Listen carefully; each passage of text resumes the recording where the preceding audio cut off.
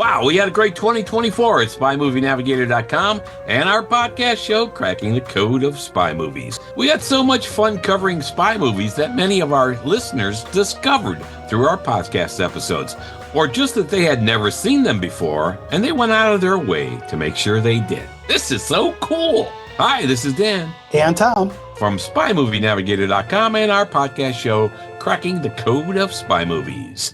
You know, as we've often told you, our simple goal is that when you listen to our podcast, you will enhance your viewing experience of any movie we cover. You'll discover something new in every episode. Yeah. First of all, Happy New Year to everyone. Tom and I are honored that you listen to our show and engage with us through our social media outlets. Thanks. We appreciate that tremendously. Absolutely. Thank you very much.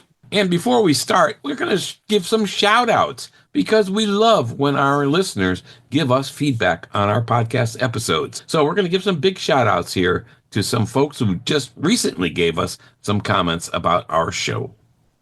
So a big shout out to Stephen James Malia, who said, "Your chat with Robert Davi sounds amazing." And Muttley to 2576, it's an odd last name, he said on the Hildebrand Rarity and License to Kill episode, Milton Crest, "Great episode, guys. Thoroughly enjoyed it." And we got feedback on our What Makes James Bond the Best MI6 Agent episode from Pietro Rossi, Mark Knight, and Jim Phelps. And lastly, on our Luciana Paluzzi interview just recently, we got great feedback from Lars Olafsson and Pietro Rossi. Again, thank you all for taking the time to listen, enjoy, and give us feedback. Yeah, and what I really like about that, Dan, is we're getting feedback on episodes we did a while ago. So people are going through the catalog, finding podcast episodes to listen to, and then providing feedback, which is so great. Yeah, what we have 280 something episodes. This is our 288th episode. Oh my God. That's unbelievable. All right. And it's all because you folks out there listen all over the world. Thank you. Yeah, we wouldn't be doing that if you weren't there. Yeah. All right, so let's look back a bit. In 2024, we got to continue some unique things in our treatment of spy movies, like character spotlights, which we began in 2023. Yeah, so we started these in 2023 with a character spotlight on Quarrel from Dr. No, who was played brilliantly by John Kitzmiller. Yeah. This was our first, and in it we covered, analyzed, and decoded every scene that Quarrel was in. And at the end, we gave a brief synopsis of John Kitzmiller's career and life. Everybody loved this episode. It was so popular that we did another one on Rosa Klebb from Russia with Love. And she was played, of course, by the wonderful actor Lotte Lenya. Now, we dove into every scene, facial expression, body motion, and more, and gave a summary of her career and life, too, as well at the end. It was, again, a very, very popular episode. All right, and again in 2024, we added our third character spotlight on a great Goldfinger character, Oddjob, played, of course, by Harold Sakata. Yeah. Again, we went through every scene that Oddjob appears in and decoded in detail all of his actions, facial expressions, body movements, and grunts. Yeah. Again, extremely popular episode. It was fun. Yeah, it absolutely was. And we have another one ready to go to kick off 2025. Yeah, can't wait. Our first one for 2025, as you mentioned, will be on Fiona Volpe from Thunderball, played magnificently by Luciana Paluzzi, who we just interviewed. She's a fabulous actor and was absolute perfection in Thunderball. Oh, she was so great to talk to. Now, Dan, in putting these character spotlight episodes together, it's a complex process, and it takes a long time, so we don't get them out, every month. You don't see one. Yeah. But we've gotten some great feedback from our listeners on these. Yes, we did. Now, here are a few comments that we received, actually, on some of these character spotlights. And again, we love hearing feedback. This one was on the Quarrel character spotlight, Dr. No. Great analysis. Love that you mentioned the moment when Quarrel searches Bond and gives him a triumphant look. One of Kitzmiller's best acting choices, in my opinion. That was from Christian Siebman. Here's another one. Another outstanding analysis from the world of 007. Tip a red stripe on another job well done from Nice Morgan reference Lisby. there, Morgan. I love Yeah, it. Tip a red stripe. yeah, thank you, Morgan. If this is the standard quality of your character profile series, I'm looking forward to your next subject. Your podcast combines information on both the fictional character of Quarrel and the actor John Kitzmiller, informative and entertaining. Pietro Rossi. Thank you, Pietro. Pietro always gives us great feedback, and he puts Yes. stuff behind it. It's not always just, oh, that was great. He gives you something about it, which if more people could do that, that would make our show better. Yeah. And on our character spotlight for Odd Job, William Canis said, "Hey, it was great, very informative, and there were quite a few things which I did not know before." That's pretty cool. Thanks, Bill. In general, people have liked our podcast show. Here's some recent feedback, and we love feedback again. Please let it keep coming. Yes, please keep that feedback coming. All right, here's one. I keep playing the podcasts. I enjoy them very much. Carl Epler. Thank you, Carl. I'm a faithful listener since your debut. Kevin Collette. Thank you, Kevin. Right, Kevin. That's 288 episodes with this one. That's awesome. There you go. Thank you, thank you, thank you. Spy Movie Navigator, cracking the code of spy movies. It's the most insightful spy movie podcast you'll ever hear. Andy James Barclay. Thank you, Andy. That's fantastic. Here's another guy. You know, we put our podcasts out on Tuesdays. So here's one from Jim Phelps. Tuesday is either my yard work day or a long bike ride. In any case, you guys are in my ear praising the word of spies. Well done. Don't change a damn thing, Jim Phelps. Thank you, Jim. Thank I you. want to know what climate he's in, that he didn't have it shoveling snow in that list. Yeah. He's in England. All right. Great memories, interviews, podcasts, and pictures from the classic and beyond Bond era. Michael Fox. Thank you. Here's from Anthony Epp, a very simple, love these guys. Thank you, Anthony. All right. Thank you, Anthony, and for everybody who provides us feedback. Yeah. All right, so Dan, let's switch gears a bit. You know that I like numbers. So during the year 2024, we decoded 23 spy movies and did 17 no spoiler first look reviews on just released movies. Wow. And we do that so our listeners can get a heads up. We give you an idea of whether the movie's going to be good or not, in our opinion, whether we think it's worth your time, and we keep it no spoiler. Yeah. Right. So that's 40 spy movies covered, and it was a lot of fun decoding these movies. Yeah. I mean, that's amazing, actually, when you go look back. When we're doing it, we're just doing it. We're rolling. We're not counting. Now you look back and go, wow, that's quite a bit. And that's not all we did, right? We did so many fun interviews and special episodes, too. Some of our absolutely fun interviews this past year were one of my favorites, Chris Corbold. Wow. We interviewed Chris Corbold, the special effects mastermind, in person, too. We interviewed him at the 007 Science Inventing the World of James Bond exhibit in Chicago. Chris Corbold has worked on 15 James Bond movies, also the Dark Knight trilogy, 2 Superman movies, and he won an Academy Award for his work on the movie Inception. Chiefly, his specialty has been visual effects, leading the team on many of these movies. This was such a thrill. Just for Bond, The Living Daylights, GoldenEye, Spectre, No Time to Die, and tons more. Chris is one of the best in the world. What fun we had chatting with him, and he was such a pleasant, humble, and great guy. Oh. So fun to see him in person and talk to him. He really was. And like with the way that exhibit was set up and the way we worked it, we were able to walk over to the sled from the Living Daylights. They had it there in the exhibit. Yeah. And that's one of my favorite James Bond gadgets because it's a cello case that they adapted to become a gadget. And I love when they do that. Yeah. And Chris told us the great backstory on the creation of that sled. Yeah. Now, also, if you're a Batman movie fan, we talked to him about some of the scenes he filmed in Chicago and how they did some of them. And that was pretty cool, too. Yeah, you got to listen to that episode. It's fantastic. He was such a thrill. We also have that on video on our YouTube channel. Yeah. We also got to speak in person with Meg Simmons, who is the archive director for EN Productions. Yeah. Tough job, huh? She's responsible for deciding which artifacts and props that they will save, loan out for exhibit, and more. Wow. That was part of our 007 Science Inventing the World of James Bond podcast episode. So check that one out too. But she was also a thrill. And we actually interrupted her lunch to interview her. And she was so pleasant. He said, yeah, no problem. I can do that later. That's Yeah, like, she was cool. she was great. And you think about the job she's got. I mean, we've talked to many collectors, but she gets to manage one of the best James Bond collections ever and decide what they get to keep, what they Yeah. won't make available to somebody else to get, which is Yeah. kind of cool. Now, Yeah. you mentioned this exhibit, right? It's a great exhibit, and it's been extended into the spring of 2025 at the Griffin Museum of Science and Industry in Chicago. We think any James Bond fan will enjoy this exhibit. It's not just the sled, there's cars, there's interactive stuff for you to work on to enhance your spy capabilities. So it's a fun exhibit, and we recommend you go. Yeah. There's dozens and dozens of props that were actually in the movies, and I think 13 vehicles there as well.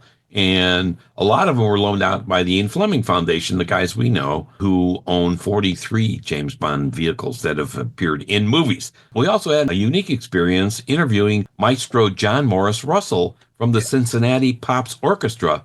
Why? Because he came to Chicago to direct the Chicago Symphony Orchestra for an evening of James Bond music. We interviewed him a few weeks before the event. We went to the event and got to meet him backstage after the show. That was so fun. We did that interview with Raymond Benson, too, as part of our team. So that was great moment. It Great really time. was. And if you ever want to see somebody with a lot of energy, watch the Yeah. video we put out on this interview. John's got Yeah. a lot of energy. He's a lot of fun. And again, thank you, Raymond Benson, because you helped us out, especially from the music perspective, which Yes. is one of Raymond's fortes. Yeah, great.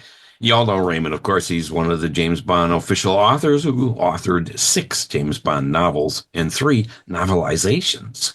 All right, we also spoke with Steve Oxenreider. He was one of the biggest James Bond collectors in the world, and we spoke to him about his collection and the auctions that he was doing of his collection. Sadly, he passed away a few months later after we spoke with him, but Yeah, he was a he was a great nice guy. guy, and it was sad to see that he passed. Yeah. Now, one of our all-time favorite interviews, Luciana Paluzzi, who played Fiona Volpe in Thunderball. Yes. She was such a delight and told us afterwards that I get a kick out of this. She told us afterwards, you were a lot more fun to talk to than I thought. Well, she's Italian, obviously. She was born in Italy. Tom and I were both Italian. We have family from Italy. And so we spoke to her about that as well. And so she was a thrill. She was a darling, really. She was just a delight to speak with. And she was fantastic in Thunderball. So it was just a fun interview. You have to listen to that. She tells some stories that she hadn't told before in other interviews. So check that one out. Yeah, that was fun. And I like how she called out our obsession to spy movies.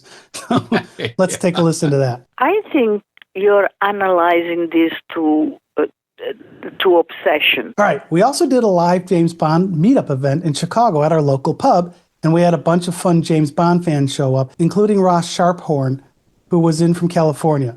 We did live interviews with some of the fans and ran a James Bond International trivia quiz live from the bar. And also we had some people from the Ian Fleming Foundation there as well. So that was cool. Yeah, that was cool. Now, we had a great Zoom session with James Bond Club Ireland, too, this year, and we talked with their group about their focus and a bunch of James Bond topics. So that was great fun. It's on our YouTube channel as well, and it's an audio podcast as well. So check that one out, too. That was great. One thing I liked about that episode that I think if you're somebody who is thinking, hey, I'd love to start a James Bond club and I have no idea how to start, they talked about how they started their group and what worked for them in getting things up and running. So It's a good learning experience too, and give you some ideas if you're thinking, hey, let's do one locally.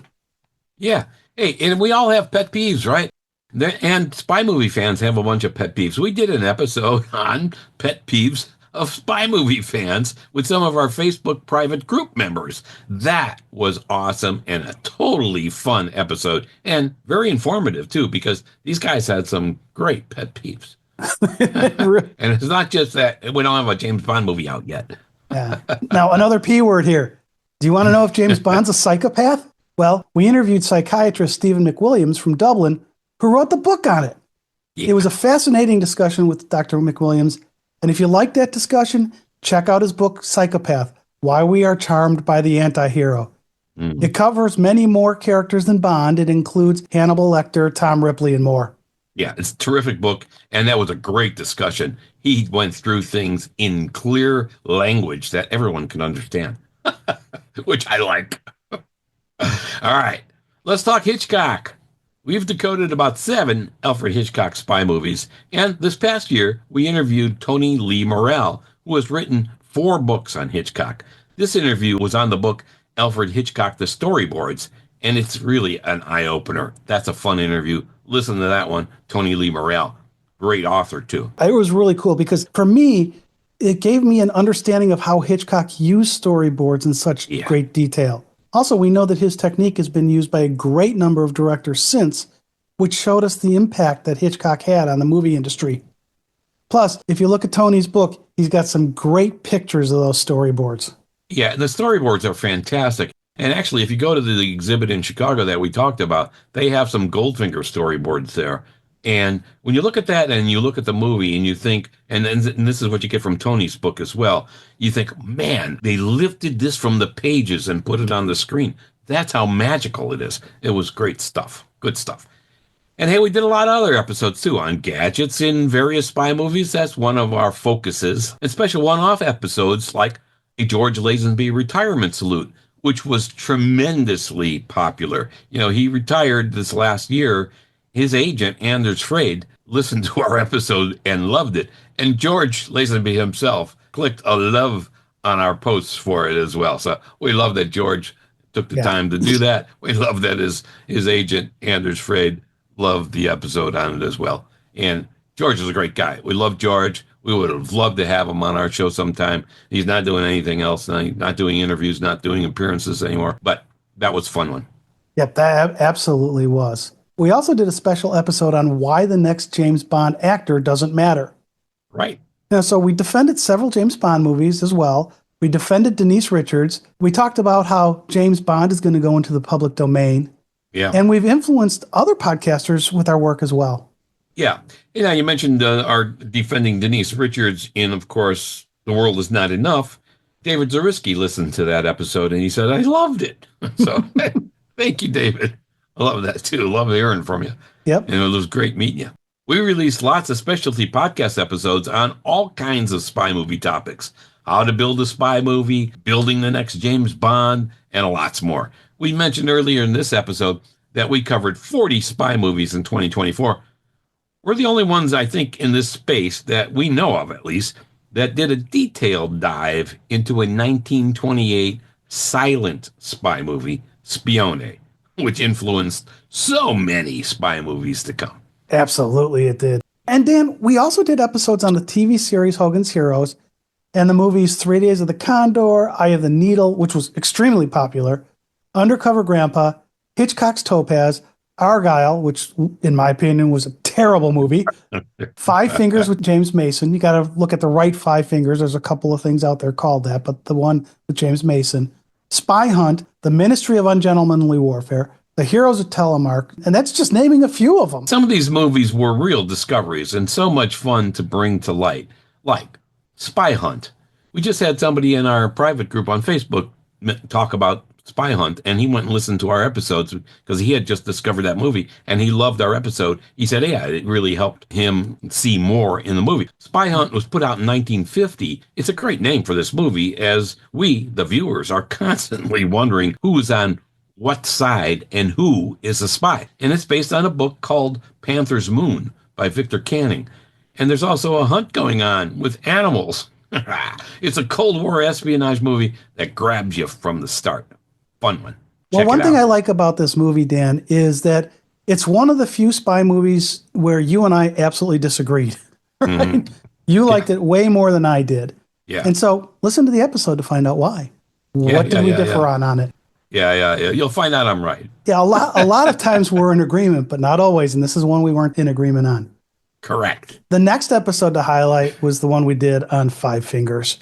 Right, it's a 1952 American spy film directed by Joseph Mankiewicz and starring the fabulous, just amazing James Mason. Yeah. Danielle Darieux and Michael Rene were in it as well. The film is based on the true story of Albanian-born Valicia Bosna, who worked as a valet for the British ambassador to Turkey during World War II. And of course, he became a Nazi spy. Now, I really enjoyed this movie. And for me, the last 10 seconds, after the whole setup of the movie, the look on James Mason's face in the last 10 seconds of the movie make it a classic for me. Yeah, James Mason portrays the character of Ulysses Diallo, based on Bosna, as you mentioned, who sells secrets to the Germans during the war by photographing top secret documents. This was a fun one to do because it is so damn good. I totally agree. Yeah. Now we do one on Hogan's Heroes. We mentioned it. This was Hogan's Heroes was a sitcom in a World War II prisoner of war camp setting run by the Nazis, of course. The show was on American television and ran 168 episodes, 6 seasons from September. Hey Dan, they only did 168 episodes. We're on our 288. Yeah, I know. We beat Hogan's Heroes.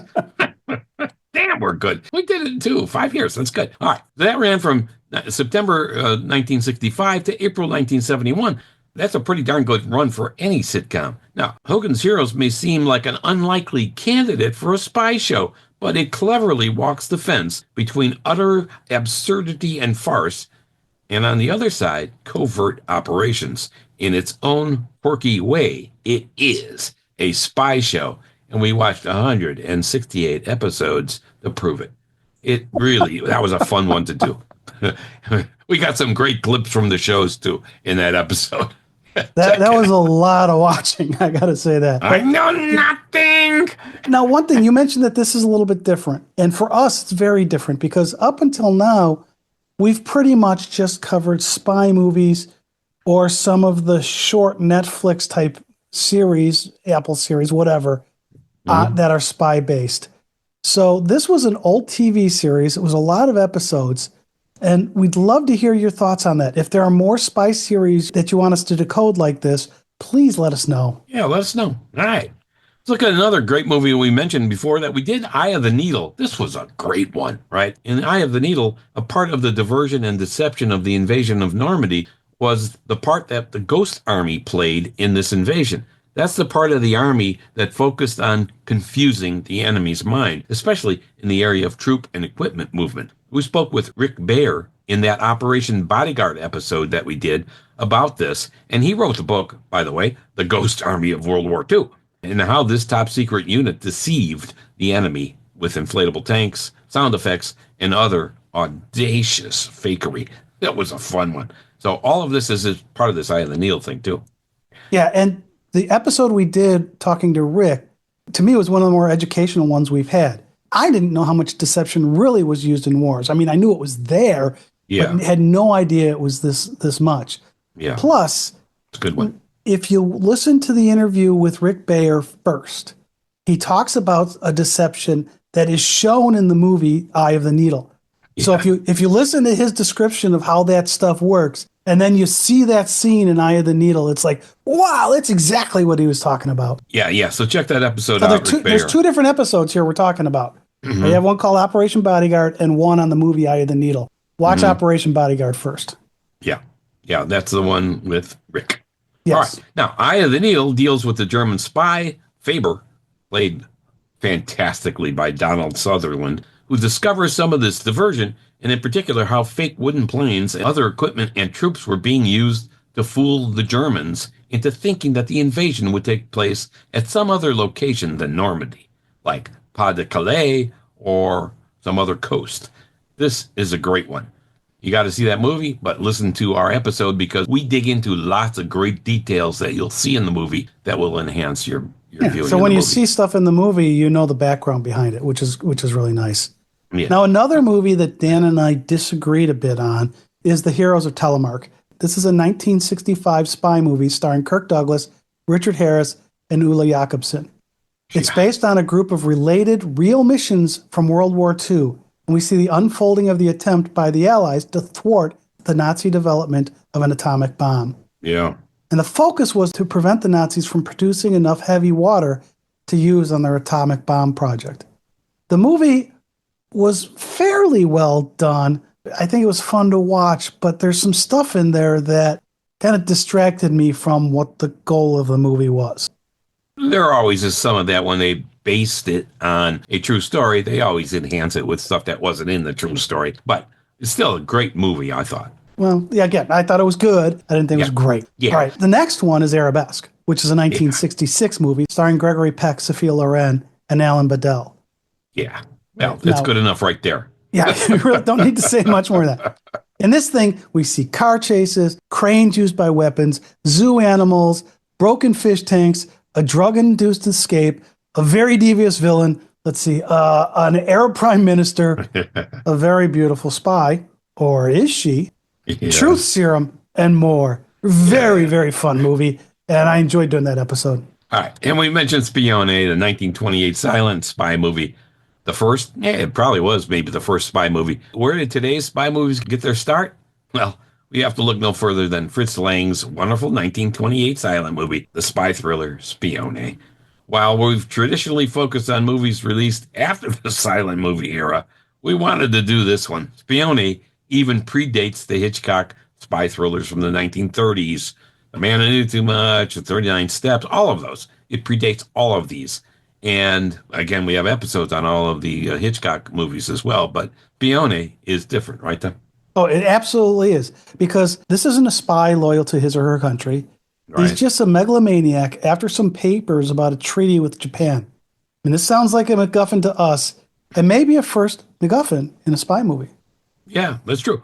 And by covering the 1928 movie, we really discovered lots of connections to future spy movies. So that was very cool to see. And we bring a lot of that out in the episode. Yeah. Now, Dan, I know how you love silent movies. Yeah. I mean, I like them way more than you do. But to me, Fritz Lang's Spione set the table for all the non-war spy movies to come. Because before Spione, spy movies were focused on war spying. That's true. Think of when the movies came out, so it was a natural fit, because it was, movies themselves didn't really come out until around the war times. So, as we discussed in our episode on it, this is the first non-war spy movie that we know of. You mentioned earlier connections to future spy movies. Yeah. And in almost every spy movie to come after Spione, we see something that was influenced by Spione. So to me, if you're a spy movie fan, you must watch this movie. You can find it on YouTube. It's in black and white. It's a silent movie. It has subtitles. So it's not going to be your normal movie experience if you don't watch a lot of the silent movies. Dan, I think you said you had to watch it in 2 bites, right? You had to watch half of it and then watch the other half. It's a longer movie. And if you're not used to the silent movies, it may take a little bit of getting used to. But watch it if you're a spy movie fan, because you're going to learn and see stuff that you're going to see throughout almost every spy movie you see after that. Yeah, so that was a great discovery in 2024 for us. Yeah. We feel that by covering lots of classic spy movies as well as current movies, that our listeners will discover new spy movies to watch, and by listening to our podcast, will enhance their viewing experience when they watch or even rewatch a spy movie that we cover. That's the goal again. So please help us by telling us what spy movies you'd like us to decode. Send us a message on Facebook or an email to info@spymovienavigator.com. You can help us deliver what you want to hear. Yeah, we've had tons of comments from listeners about what they liked and more, and that helps us build better episodes. And we will give you a shout out in an episode if you provide feedback for us. So let us have it, good or bad. We want to continue to build and improve our podcast show, Cracking the Code of Spy Movies. All right, now, Dan, we didn't just do podcast episodes. We also rebuilt our website, spymovienavigator.com, again this year. Yeah. So now, on our site, did you know you can do James Bond research? Yeah, we have Stephen J. Rubin's book, The James Bond Movie Encyclopedia, completely digitized on our website, and you could search for James Bond topics and answers. We have an exclusive agreement with Steve and his book publisher to do this. So it's very, very cool. You could find tons of things there. This book you just mentioned, the James Bond Movie Encyclopedia, is definitely one of those books you want to have a copy on in your library as well. It's one thing to search something online, but it's a great book to read through as well. Yeah, he's got great photos in there and so on. It's a wonderful book. You can get it virtually anywhere. So, of course, besides going to YouTube or your favorite podcast app, you can listen to all of our podcast episodes and watch our YouTube videos on our website as well. Yeah, and you can take a James Bond quiz online on our website and a spy movie quiz as well. So, you ever going to be doing James Bond trivia quizzes that you might be involved in, like we do sometimes? Hey, you could actually practice on our website. So check out spymovienavigator.com. You'll have fun there. We did that in 2024 as well. Rebuilt that whole thing. And our YouTube channel is fun too. We have lots of videos there, and YouTube now hosts our podcast show as well. So if you like to listen to podcasts on YouTube, you can find all of the Cracking the Code of Spy Movies episodes there. Yeah. Now, this is a change for us because Google got rid of Google Podcasts. So now all of the podcasts just go to YouTube.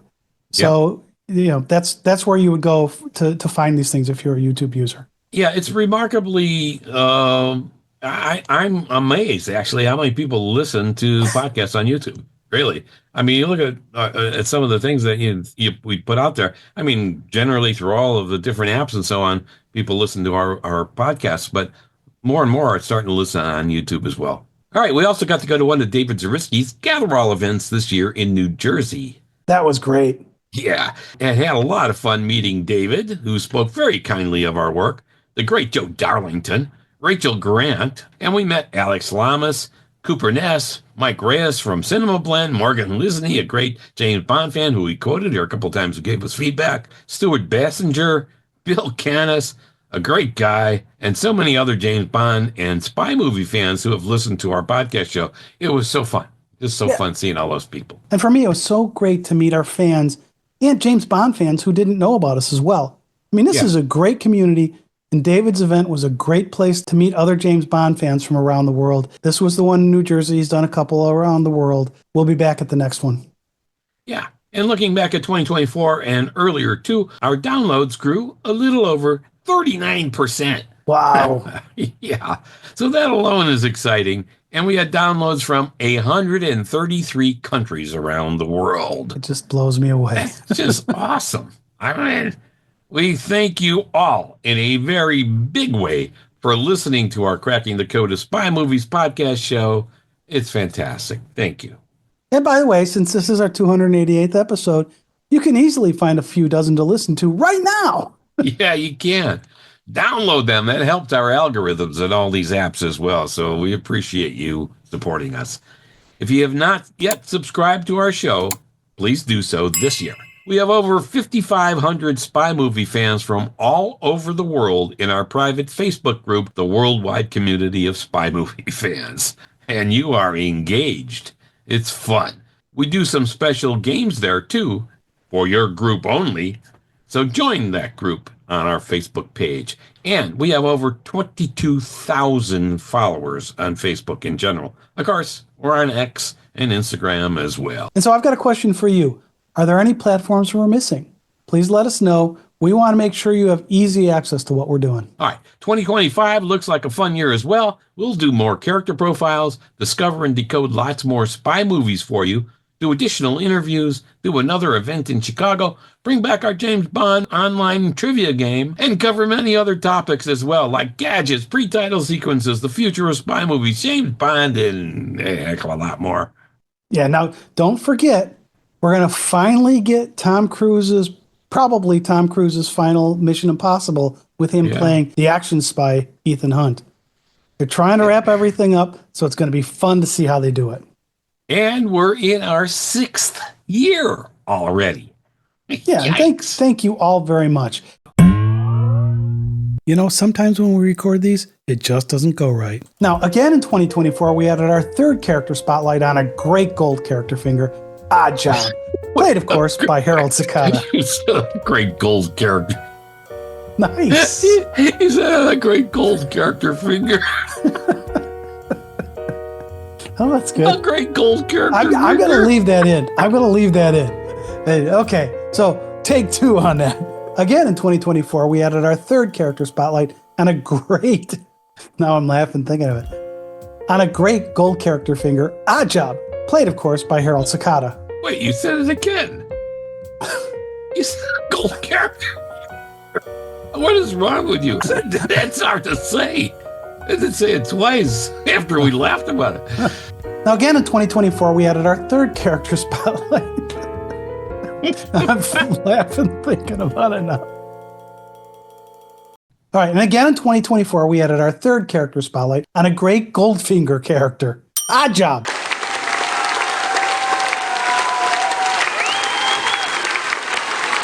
So, Dan, I think that's a wrap of our 2024 show and review. Yeah. We thank you all for being such great fans for us and of spy movies.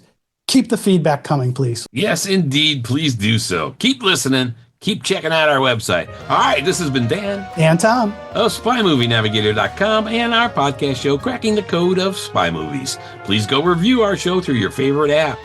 You can help us out a lot by doing that. Thanks for listening. We appreciate you spending time with us. Thank you, thank you, thank you.